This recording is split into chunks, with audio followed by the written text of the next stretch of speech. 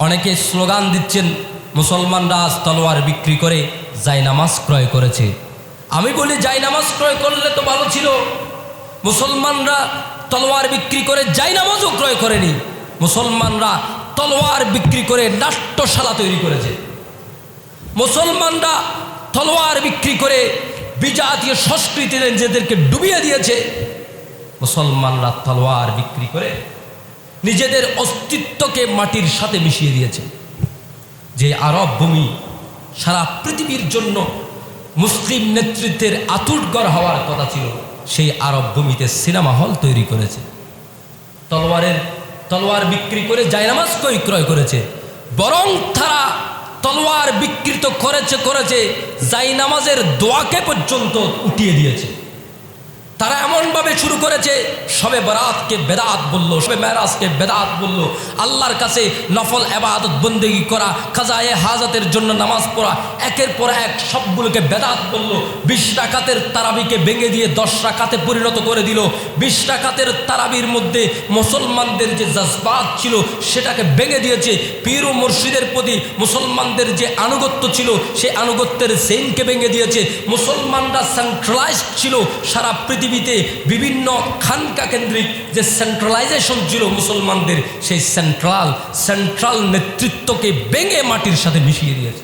আল্লাহ সুবহানাহু ওয়া তাআলা সূরা বাকারার 208 নং আয়াতে ইরশাদ ফরমান, ইয়া আইয়ুহাল্লাযীনা আমানু, হে ঈমানদারেরা, যারা তোমরা ঈমান গ্রহণ করেছো, উদখুলু ফিস সিলমি কাফা, তোমরা প্রবেশ করো, দাখিল করো, ফিস সিলমি, ইসলামের মধ্যে, কাফাতান, পরিপূর্ণভাবে। অর্ধেক ইসলামে আর অর্ধেক অনইসলামিক কর্মকাণ্ডে থাকবে, এমনটা ঈমানদারের বৈশিষ্ট্য হতে পারে না। আল্লাহ তাআলা বলছেন, হে ঈমানদারেরা, তোমরা ঈমান আনয়ন করেছো, ঈমান আনয়ন করার পর তোমাদের কাজ হচ্ছে উদখুলু ফিস সিলমি কাফা, ইসলামের মধ্যে পরিপূর্ণরূপে প্রবেশ করো। ওয়ালা তাত্তাবিউ খুতুওয়াতিশ শাইতান, শয়তানের পদাঙ্ককে অনুসরণ করো না। ইন্নাহু লাকুম আদুউম মুবিন, শয়তান, তার পরিচয় হচ্ছে তোমাদের সাথে। ইন্নাহু, নিশ্চয় এই শয়তান, লাকুম, তোমাদের জন্য, আদুউম মুবিন, সুস্পষ্ট শত্রু। শয়তান তোমাদের জন্য কখনোই বন্ধু হতে পারে না। উচ্চ আওয়াজে বলি নাউযু বিল্লাহি মিন যালিক। আল্লাহ তাআলা এই আয়াত দিয়ে দুটি কথা আমাদেরকে বলেছেন ঈমানদারদেরকে উদ্দেশ্য করে। আল্লাহ তাআলা বলছেন, হে ঈমানদার, তোমরা ইসলামে পরিপূর্ণ প্রবেশ করো। আবার বলছেন, শয়তান তোমাদের বন্ধু হতে পারে না, শয়তান তোমাদের দুশমন, স্পষ্ট শত্রু, গোপন শত্রু নয়, অফেন শত্রু। তার বিরুদ্ধে লড়াই তোমাদের সর্বক্ষণ জারি থাকতে হবে। কোনোভাবেই তাদের তোমরা অনুসরণ করতে পারো না, শয়তানের পদাঙ্ক অনুসরণ করতে পারো না। আল্লাহ সুবহানাহু ওয়া তাআলা এই দুটি দিক নির্দেশনার মাধ্যমে আমাদের জীবন কিভাবে পরিচালনা করতে হবে সুস্পষ্ট বিধান আল্লাহ তাআলা দিয়ে দিয়েছেন। উচ্চ আওয়াজে বলি সুবহানাল্লাহ। আল্লাহ তাআলা বলছেন, হে ঈমানদারেরা, তোমরা ইসলামে পরিপূর্ণভাবে প্রবেশ করো। ইসলাম পরিপূর্ণ কেমন? রাসূল আকরাম সাল্লাল্লাহু আলাইহি ওয়াসাল্লাম যখন বিদায় হজে ভাষণ দিচ্ছেন, ইয়া আইয়ুহান নাস বলে সমগ্র মানব জাতির জন্য যখন চার্টার ঘোষণা করছেন, সমগ্র মানব জাতির জন্য যখন একটা সংবিধান ঘোষণা করছেন, মানব জাতির হিউম্যান রাইটসের জন্য আমেরিকার পদাঙ্ক অনুসরণ করতে হবে না।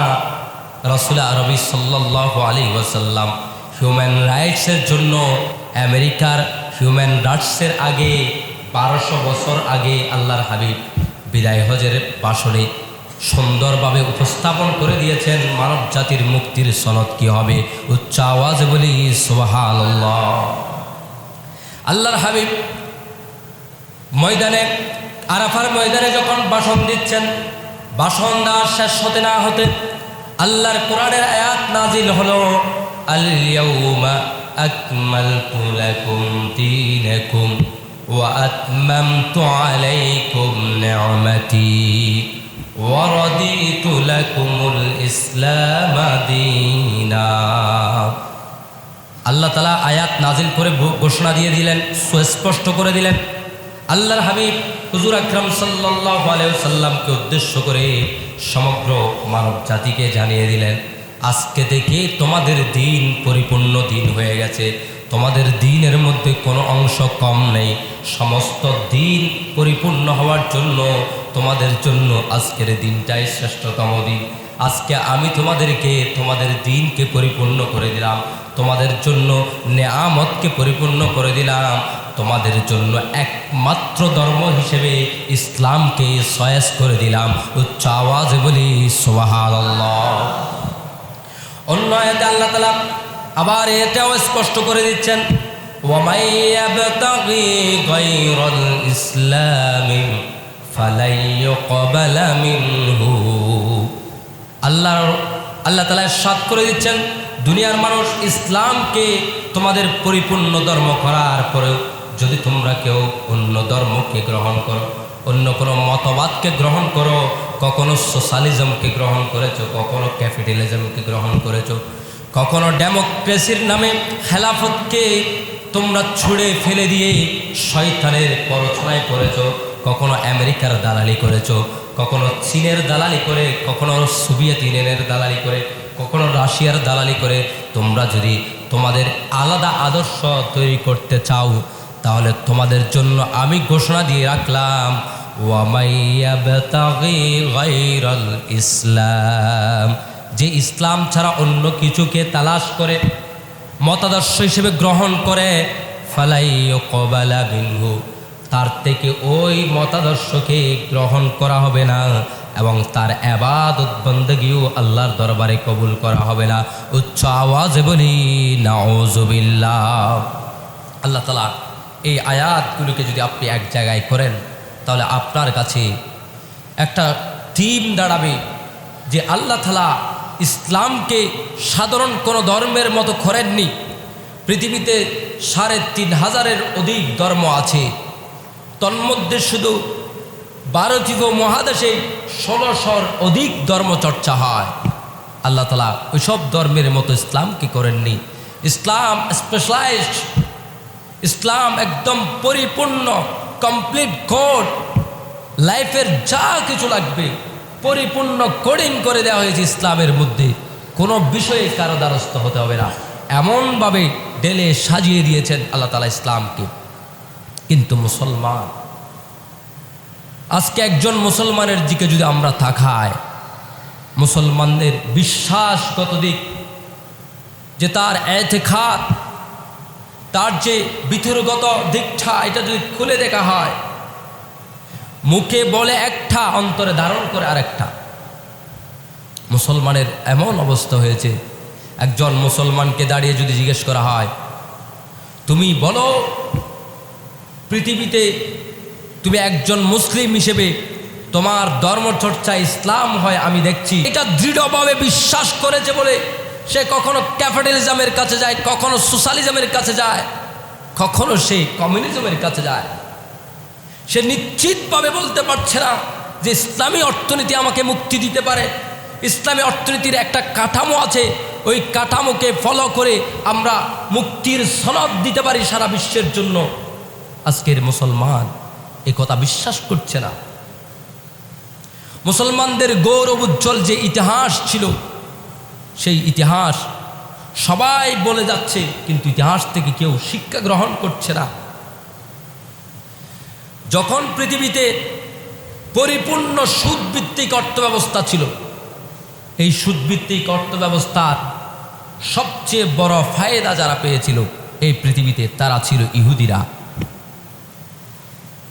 হিটলারকে সারা পৃথিবীর মানুষ মানব জাতির জন্য শত্রু হিসেবে বিবেচনা করেছে। গণহত্যার দায়ে তার বিচার হয়েছে।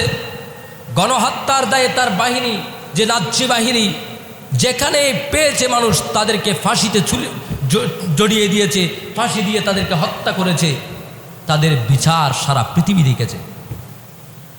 হিটলারের লাস্ট মোমেন্টের কথা ছিল, পৃথিবীর মানুষ, আমি তোমাদের জন্য কিছু ইহুদিকে ছেড়ে গেলাম, একদিন তোমরাই আমাকে শ্রেষ্ঠ সন্তান বলবা এই পৃথিবীর জন্য। আজকের পৃথিবী এটা বলতে বাধ্য হয়েছে। আজকের পৃথিবীতে পৃথিবীর সমস্ত মানুষ মনে করছে আমেরিকা একটা স্বাধীন রাষ্ট্র, কিন্তু না, আমেরিকাও তার স্বাধীনতা হারিয়েছে এই ইহুদিদের কাছে।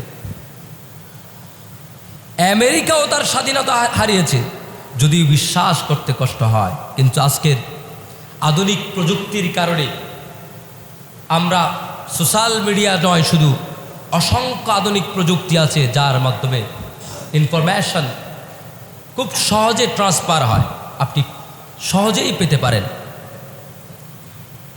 যদি আমেরিকার কোনো সিনেটর, আমাদের দেশে যেরকম পার্লামেন্ট মেম্বার এমপি আছে, আমেরিকাতেও এমপি আছে, সিনেটর আছে, কোনো সিনেটর যদি বক্তব্য রাখে ইসরায়েল নামক ইহুদিদের এই রাষ্ট্রের বিরুদ্ধে, পরের দিন তার লাশ তার বাড়ির সামনে লটকানো পাওয়া যায়।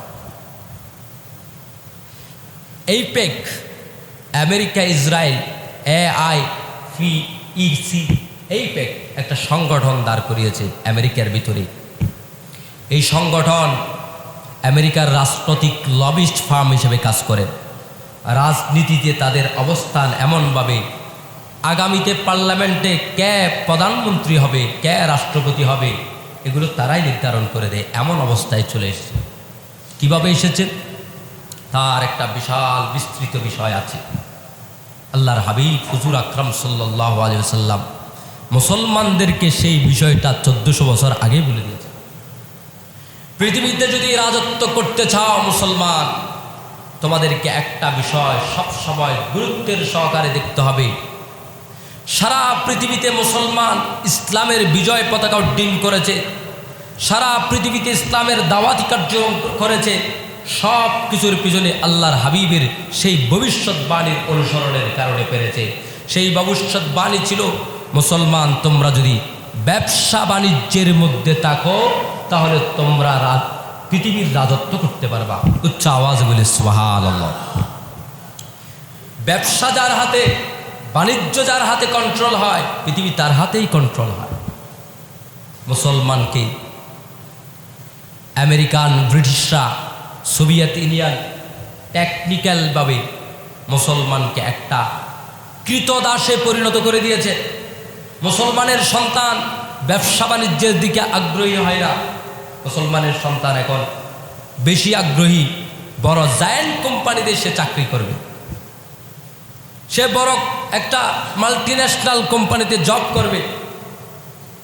যে মাল্টিন্যাশনাল কোম্পানিতে সে জব করে, ওই মাল্টিন্যাশনাল কোম্পানির প্রতিষ্ঠাতা, ওই মাল্টিন্যাশনাল কোম্পানির মালিক দেখা যাচ্ছে ইহুদি। সে যখন একটা সোশ্যাল মিডিয়ায় ইসরায়েলের বিরুদ্ধে পোস্ট করে, তার চাকরি নট হয়ে যায়। বাংলাদেশে বসে ইসরায়েলের বিরুদ্ধে কথা বলার কারণে আমেরিকার স্টেট বাংলাদেশের শিক্ষার্থীদের ভিসা বাতিল করছে। তাহলে বুঝতে হবে আমার নেতৃত্ব, আমার কর্তৃত্ব অন্যের হাতে কিভাবে যায়। তন্মধ্যে আধুনিক, সর্ব আধুনিক পদ্ধতি হলো চাকরি বাণিজ্য। চাকরিটাকে এমনভাবে প্রমোশন করা হলো, মুসলমানের সন্তানদের ভিতরে চাকরির প্রতি একটা মায়া, ভালোবাসা এমন জমে গেল যে ব্যবসা বাণিজ্যের প্রতি আর এগিয়ে যায় না।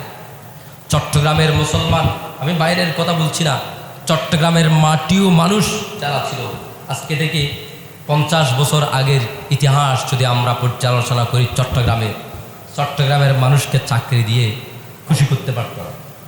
চট্টগ্রামের মানুষ চাকরিমুখী ছিল না। চট্টগ্রাম বাণিজ্যিক হাব ছিল, সারা পৃথিবীর বাণিজ্যের কেন্দ্র চট্টগ্রাম হয়েছিল। চট্টগ্রামের এই বন্দরের ইতিহাস আজকের নতুন ইতিহাস নয়, হাজার বছরের ইতিহাস। হাজার হাজার বছর এই চট্টগ্রাম বাণিজ্য করে আসছে।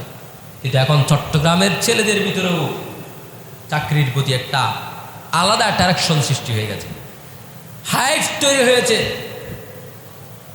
স্কুল কলেজ পড়ুয়া সন্তানরা বিসিএস ক্যাডার হওয়ার জন্য একেবারে নিজের জীবন যৌবন সব কোরবান করতে রাজি হয়েছে। কেন এমনটা হবে? 1 লক্ষ শিক্ষার্থীর মধ্যে 1 লক্ষ শিক্ষার্থীকে বিসিএস ক্যাডার বানানো সরকারের পক্ষে কখনো সম্ভব নয়। 2000 জনের চাকরি হবে, কিন্তু লড়াই করছে 1 লক্ষ, বাকি 98,000 জন বছরের পর বছর লেগেই থাকছে। প্রোডাক্টিভ কাজের দিকে সে যাচ্ছে না, গোলামিকে সে বাছাই করে নিয়েছে। আমি যে কথাগুলো বলছি, 1 নম্বর কারণ হচ্ছে এই পৃথিবীকে কন্ট্রোলিং পাওয়ার, ব্যবসা বাণিজ্য। 2 নম্বর, 1 নম্বর কন্ট্রোল করে পৃথিবীকে বাণিজ্য, 2 নম্বর কন্ট্রোল করে সামরিক। আল্লাহ তাআলা কোরআনে বলে দিয়েছেন ফারবিতুল খায়র। আল্লাহ তাআলা স্পষ্ট করে কোরআনে নির্দেশনা দিয়েছেন, মুসলমানরা তোমরা তোমাদের সামরিক শক্তি সঞ্চয় করো তোমাদের শত্রুদের বিরুদ্ধে এবং আল্লাহর শত্রুদের বিরুদ্ধে। আর আজকে মুসলমানরা তলোয়ার বিক্রি করে দিয়েছে। অনেকে স্লোগান দিচ্ছেন মুসলমানরা আজ তলোয়ার বিক্রি করে জায়নামাজ ক্রয় করেছে। আমি বলি জায়নামাজ ক্রয় করলে তো ভালো ছিল। মুসলমানরা তলোয়ার বিক্রি করে জায়নামাজও ক্রয় করেনি, মুসলমানরা তলোয়ার বিক্রি করে নাট্যশালা তৈরি করেছে। মুসলমানরা তলোয়ার বিক্রি করে বিজাতীয় সংস্কৃতিতে নিজেদেরকে ডুবিয়ে দিয়েছে। মুসলমানরা তলোয়ার বিক্রি করে নিজেদের অস্তিত্বকে মাটির সাথে মিশিয়ে দিয়েছে। যে আরব ভূমি সারা পৃথিবীর জন্য মুসলিম নেতৃত্বের আতুরঘর হওয়ার কথা ছিল, সেই আরব ভূমিতে সিনেমা হল তৈরি করেছে। তলোয়ার বিক্রি করে জায়নামাজ ক্রয় করেছে, বরং তারা তলোয়ার বিকৃত করেছে জায়নামাজের দোয়াকে পর্যন্ত উঠিয়ে দিয়েছে। তারা এমনভাবে শুরু করেছে, শবে বরাতকে বেদাত বলল, শবে কদরকে বেদাত বলল, শবে মেরাজকে বেদাত বলল, আল্লাহর কাছে নফল ইবাদত বন্দেগী করা, কাজায়ে হাজতের জন্য নামাজ পড়া, একের পর এক সবগুলোকে বেদাত বলল। 20 রাকাতের তারাবিকে ভেঙে দিয়ে 10 রাকাতে পরিণত করে দিল। 20 রাকাতের তারাবির মধ্যে মুসলমানদের যে জজবাত ছিল সেটাকে ভেঙে দিয়েছে। পীর ও মুর্শিদের প্রতি মুসলমানদের যে আনুগত্য ছিল সেই আনুগত্যের চেইনকে ভেঙে দিয়েছে। মুসলমানরা সেন্ট্রালাইজড ছিল সারা পৃথিবীতে, বিভিন্ন খানকা কেন্দ্রিক যে সেন্ট্রালাইজেশন ছিল মুসলমানদের, সেই সেন্ট্রাল নেতৃত্বকে ভেঙে মাটির সাথে মিশিয়ে দিয়েছে। তলোয়ার বিক্রি করে জায়নামাজ ক্রয় করে নেয়। আজকের মুসলমানদের এই পরিণতির আরেকটা কারণ হলো সামরিক শক্তিকে বিলীন করে দেওয়া। অথচ ইসলামের ইতিহাস পড়লে দেখা যায় মিম্বরে দাঁড়িয়ে আজকে আমরা হাতে লাঠি নিয়ে দাঁড়াচ্ছি, তাই না? বিভিন্ন মসজিদের মেহরাবে, অনেক মেহরাবে লাঠিও হাতে নেয় না, ওইটা নিয়ে ফতোয়াও আছে, ভিন্ন ভিন্ন, অসুবিধা নেই। কিন্তু আমার উদাহরণের কথা বলছি, এই মিম্বরে মুসলমানরা তলোয়ার হাতে নিয়ে দাঁড়িয়েছিল। খতিব যখন বক্তব্য দিতেন তলোয়ার হাতে নিয়ে বক্তব্য দিতেন। আমার এক হাতে তলোয়ার, এক হাতে কোরআন, এক হাতে তলোয়ার এক হাতে কোরআন যেমন ছিল, আবার হৃদয়ে ভরা মানব জাতির জন্য ভালোবাসাও ছিল। ওই তলোয়ার অন্যায়ভাবে কাউকে আঘাত করে নাই, নিজের স্বার্থের জন্য কারো উপর তলোয়ার তোলে নাই। হযরতে মৌলা আলী শেরে হুদা তার প্রমাণ। যুদ্ধের ময়দানে হযরতে মৌলা আলী শেরে হুদা রাদিয়াল্লাহু তাআলা ঢুকে যখন তুতু নিক্ষেপ করেছে কাফের, তলোয়ার তুলেছিল হত্যা করার জন্য, তুতু যখন তার শরীরে পড়েছে তলোয়ার নামিয়ে নিয়েছে, বলে চলে যাও। সে বলে, আপনি তলোয়ার তুলেছেন, আমাকে হত্যা করছেন না কেন? বলে, তলোয়ার তুলেছিলাম ইসলামের স্বার্থে, কিন্তু তুমি যখন আমাকে তুতু দিয়েছ তখন আমার ব্যক্তিগত স্বার্থের বিবেচনা চলে আসেছে, সেই কারণে আমি তলোয়ার নামিয়ে নিয়েছি, তাও ইসলামের স্বার্থে, আল্লাহকে খুশি করার জন্য। উচ্চ আওয়াজে বলি সুবহানাল্লাহ। দ্বিতীয় যে বিষয় বললাম সামরিক, তৃতীয় বিষয় আসে, এগুলো আমাদের জানা প্রয়োজন, সেই কারণে কথাগুলো বলছি। তৃতীয় বিষয় হচ্ছে শিক্ষা, এডুকেশনাল সিস্টেম। প্রথম বলেছি কি বাণিজ্য পৃথিবীকে নিয়ন্ত্রণ করে, 2 নম্বর সামরিক শক্তি পৃথিবীকে নিয়ন্ত্রণ করে, 3 নম্বর শিক্ষা সারা পৃথিবীকে নিয়ন্ত্রণ করে। মুসলমানদেরকে হুজুর আকরাম সাল্লাল্লাহু আলাইহি ওয়াসাল্লাম কি নির্দেশনা দিয়েছেন, আর আমরা কি করছি? হুজুর আকরাম সাল্লাল্লাহু আলাইহি ওয়াসাল্লামের নির্দেশনা দেখুন। বদর যুদ্ধের ময়দানে যখন অনেকজন গ্রেফতার হলো। কারা? কাফেররা। 70 জন কাফের বন্দী হয়েছে। তাদের মধ্যে বন্দি ফেরত দেওয়ার যে নিয়ম, সেটা হলো মুক্তিপণ আদায় করা। আল্লাহর হাবিব বলেছেন, এখানে কারা শিক্ষিত আছো? কয়েকজন বললেন আমরা শিক্ষিত। বলে, শিক্ষিতরা মুসলমানের 10টা সন্তানকে যদি শিক্ষা দাও তুমি মুক্তি পেয়ে যাবা। উচ্চ আওয়াজে বলে সুবহানাল্লাহ। শিক্ষাকে কতটা গুরুত্ব দিয়েছেন আল্লাহর হাবিব বলেছেন, তালাবুল ইলমি ফরিদাতুন আলা কুল্লি মুসলিমিন, সমগ্র মুসলমান জাতির জন্য এলেম অর্জন করা ফরজ। একজনও এলমহীন হতে পারে না, কোনো মুসলমান জ্ঞানহীন হতে পারে না। সমগ্র মুসলমানকে জ্ঞান অর্জন করা ফরজ বলেছেন। জ্ঞানের তারতম্য হতে পারে, কিন্তু জ্ঞানহীন হতে পারে মুসলমান। এটা ছিল ইসলামের শিক্ষা। এই শিক্ষাকে বাস্তবায়ন করে মুসলমানরা সারা পৃথিবীকে দেখিয়েও ছিল। কর্ডোবা জামে মসজিদ, যেই মসজিদে আজকে নামাজ পড়তে আপনাকে সরকারের কাছে আবেদন করতে হয়, আমি 2 রাকাত নামাজ পড়তে চাই, এই মসজিদে একটা আবেদন করতে হয়, অ্যাপ্লিকেশন জমা দিতে হয়। অ্যাপ্লিকেশন অ্যাকসেপ্ট হলে তারপরে গিয়ে পুলিশ পাহারায় আপনি 2 রাকাত হয়তো নামাজ পড়তে পারবেন।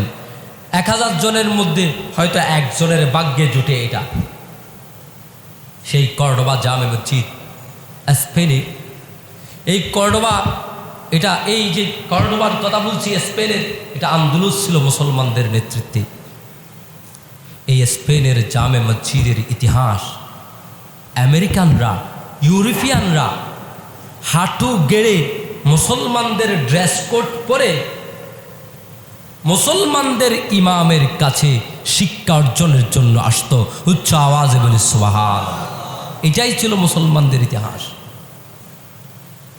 জ্ঞানকে দুভাগে ভাগ করে দিয়েছে, দ্বীনি জ্ঞান, দুনিয়াবি জ্ঞান।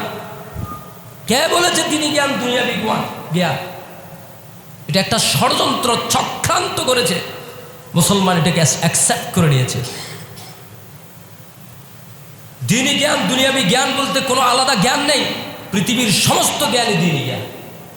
এমনকি মেডিকেল সায়েন্সের কেউ যদি মেডিকেলের পড়াশোনা করে, এটাকে দ্বীনি জ্ঞান না বলার কোনো সুযোগ নেই, এটাও দ্বীনি জ্ঞান।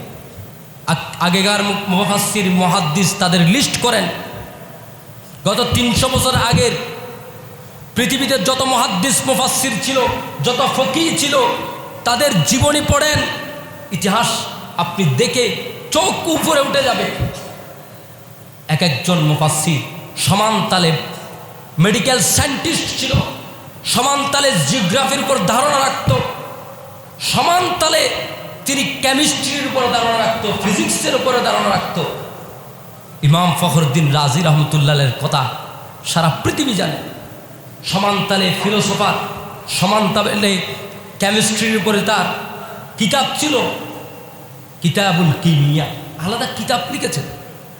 জিওগ্রাফির উপর কিতাব লিখেছেন, এলমুল হিসাব, গাণিতিক অ্যালগোরিদমের উপরে কিতাব লিখেছেন। আজকে মুসলমান সেই শিক্ষাকে আলাদা করে দিয়েছেন। একটা স্কুল বেস সিস্টেম আর একটা মাদ্রাসা বেস সিস্টেম। মাদ্রাসা বেস সিস্টেমের কাছে একটা জজবাত আছে, ইসলামের প্রতি মহাব্বত আছে, আবেগ আছে। তারা চায় মুসলমানদের প্রতি ইসলামী জজবাত লালন করতে, কিন্তু তাদের কাছে দেখা যাচ্ছে দুনিয়াবি যেগুলোকে আমরা নেতৃত্ব দেওয়ার মাধ্যম বলছি, ওইগুলোর ক্ষমতা তাদের হাতে নেই। তারা এগুলোতে অনভিজ্ঞ হয়ে পড়েছে। সামরিক অভিযান হবে, তারা তৈরি করেছে নিউক্লিয়ার বোম, অ্যাটম বোম তৈরি করেছে, পরমাণু বোমা তৈরি করেছে। আর মুসলমানের মাদ্রাসার এডুকেশনের, মাদ্রাসার শিক্ষার্থীরা তাদের বিরুদ্ধে জেহাদের ঘোষণা দিয়েছে। জেহাদের জন্য তলোয়ার আর ঘোড়ার ট্রেনিং নিচ্ছে। কতই না হাস্যকর বিষয়। আমার বাবা আব্বাজান কিবলা রহমতুল্লাহ আলাইহি বলতেন যে মুসলমান আসল শিক্ষা থেকে অনেক দূরে চলে গেছে, আবেগের জোয়ারে ভাসছে। তার প্রমাণ তোমাদের বাংলা বইয়ে বইয়ে যে শেখানো হচ্ছে তিতুমিরের বাঁশের কেল্লা। আমি বাঁশের কেল্লার কনসেপ্টের বিরোধিতা করছি, ব্যক্তির বিরোধিতা অন্য জিনিস। কনসেপ্ট আমার আব্বা বলছেন, দেখো তিতুমিরের বাঁশের কেল্লা বানিয়ে কিছু মুসলমানকে সেখানে তুলেছে, আর বিপরীতে ব্রিটিশ সরকার, ব্রিটিশ গভর্নমেন্ট নিয়ে এসেছে কামান। এক কামানে বাঁশের কেল্লা ভেঙে চুরমার হয়ে গেল, কিছু মানুষ মারা গেল। কামানের সামনে বাঁশের কেল্লা নিয়ে দাঁড়িয়ে যাওয়ার জন্য ইসলাম বলে নাই। তো আমি বললাম, বাবা বদর যুদ্ধের ময়দানে তো আল্লাহর হাবিবের সাহাবীরা তলোয়ারের সামনে, ঘোড়ার অশ্বারোহী বাহিনীর সামনে তারা তো খেজুর গাছের ডাল নিয়ে দাঁড়িয়ে গিয়েছিল, এটা কি আমাদের জন্য শিক্ষা নয়? তখন আমার আব্বাজান কেবলা রহমতুল্লাহ আলাইহি বললেন, তুমি কি এতটা নির্বুদ্ধ হয়ে গেছো? তখন সেখানে উপস্থিত ছিলেন স্বয়ং আল্লাহর হাবিব সাল্লাল্লাহু আলাইহি ওয়াসাল্লাম, যার দোয়া হাত তুললে সাথে সাথে ফতেহ হয়ে যাবে। উচ্চ আওয়াজে বলি সুবহানাল্লাহ। তুমি কি এতটা নির্বুদ্ধ হয়েছো? সেখানে আল্লাহর ফেরেশতা নাজিল হয়েছে, জুনুদুন লাম তারাওহা, এমন সৈন্যবাহিনী এসেছে যেটা তোমার চোখে দেখো না। আল্লাহর ফেরেশতা সেই যুদ্ধে নাজিল হয়েছে, তোমার যুদ্ধে আল্লাহর ফেরেশতা নাজিল হবে গ্যারান্টি আছেন।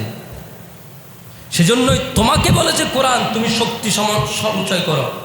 কোরআন তোমাকে বলছে তুমি সামরিক শক্তিতে বলিয়ান হও, আর তুমি তার বিপক্ষে ওই উদাহরণ দেখাচ্ছ রসুলের যেটা হাস, আল্লাহ রসুলের স্পেশাল যে ক্ষমতা, সেটাকে তুমি উদাহরণ করছো।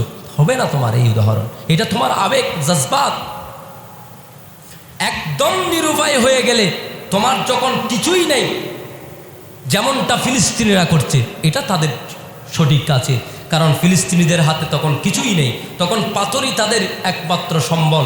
আল্লাহর নামে বিসমিল্লাহ বলে ওই পাথরকে নিক্ষেপ করা ছাড়া আর কোনো উপায় নেই। এজন্য ফিলিস্তিনিদেরটা ঠিক আছে, কিন্তু বাংলাদেশের জমিন থেকে কেউ যদি বলে আমরা ফিলিস্তিনিদের মতো যে আমেরিকার বিরুদ্ধে যুদ্ধ করতে, চীনের বিরুদ্ধে যুদ্ধ করতে, রাশিয়ার বিরুদ্ধে যুদ্ধ করতে, কিংবা অন্যান্য পরাশক্তিগুলোর বিরুদ্ধে যুদ্ধ করার জন্য পাথর নিয়ে, ঘোড়া নিয়ে, তলোয়ার নিয়ে তৈরি হব, আমি বলবো এটা আপনাদের আবেগ ছাড়া আর কিছু নয়, সম্পূর্ণ কোরআন বিরোধী সিদ্ধান্ত আপনাকে করতে হবে। তারা যেই সামরিক অঙ্গনের জন্য প্রস্তুত হয়েছে, আপনাকেও সেই সামরিক অঙ্গনের জন্য প্রস্তুত হতে হবে। আর সামরিক অঙ্গনের জন্য আপনি প্রস্তুত হবেন জ্ঞান ছাড়া হওয়া সম্ভব নয়। এআই ডিটেনশন করে তারা এআই বানিয়েছেন, অটোমেটিক ইন্টেলিজেন্স, আর্টিফিশিয়াল ইন্টেলিজেন্স আপনাকে চিহ্নিত করে করে হত্যা করছে, আর আপনি তার বিরুদ্ধে একটা তলোয়ার নিয়ে যুদ্ধ করতে এসেছেন। মুসলমানকে তো এই কথা বলে নাই, মুসলমানকে শুধু জজবাতের উপর বলে নাই। পরের আল্লাহ রসুলের এই হাদিস পরবর্তী সাহাবায়ে কেরাম তাবিঈনগণ কি শিখেনি? তারা কি দেখেনি আল্লাহ রসুলের সাথে? তারাই তো আল্লাহ রসুলের সাথে বদর যুদ্ধের ময়দানে জিহাদ করেছে।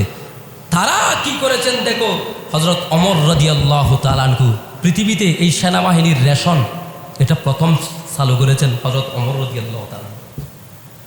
বেতন দিয়ে তাদেরকে তৈরি করে রাখা যুদ্ধের জন্য। তো হযরত ওমরের চেয়ে তুমি ইসলাম বেশি বুঝো? হযরত ওমর রাদিয়াল্লাহু তাআলা আলাদা সৈন্যবাহিনী গঠন করলেন, তাদের নাম লিস্টেড করলেন, লিস্টেড করে তাদের জন্য বেতন তৈরি করলেন, বেতন কাঠামো করলেন, তাদেরকে প্রস্তুত করলেন, সর্বদা ট্রেনিংয়ের উপর রাখলেন। আর তুমি এসে বলতেছো এগুলো কিচ্ছু রাখবে না। এই যে মুসলমান, তিনটা কথা বললাম, আরও অনেকগুলো কারণ আছে, অন্তত বেসিক এই তিনটা কারণ, এই তিনটা কারণের দিকে আমাদের ফোকাস করা অতি জরুরি। আমি আবারও বলছি, মুসলমানকে যদি সারা পৃথিবী থেকে নির্যাতিত মানুষের লিস্টের থেকে নাম কাটাতে হয়, বিজয়ী মানুষের লিস্টে নাম লিখাতে হয়, তাহলে তিনটা কাজ লাগবে। 1 নম্বর, মুসলমানকে বাণিজ্যিক শক্তি অর্জন করতে হবে। 2 নম্বর, মুসলমানদেরকে সামরিক শক্তি অর্জন করতে হবে। 3 নম্বর, মুসলমানদেরকে শিক্ষাগত এডুকেশনাল কোয়ালিফিকেশন এগুলো অবশ্যই অর্জন করতে হবে। 3টা শক্তি, 3টা যোগ্যতা যদি মুসলমান অর্জন করে, তাহলে একদিন মুসলমান আবারও নেতৃত্ব দিবে, আবারও সুলতান সালাউদ্দিন আইবির মতো সারা পৃথিবীর মানুষ তাদেরকে ভয় পাবে, আবারও তাদের ইনসাফের কথা বলবে। উচ্চ আওয়াজে বলি সুবহানাল্লাহ।